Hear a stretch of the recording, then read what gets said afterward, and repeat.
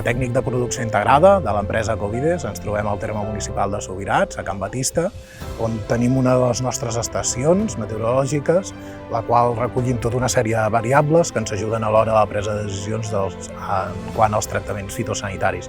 D'aquesta manera fem una agricultura racional a la nostra cooperativa.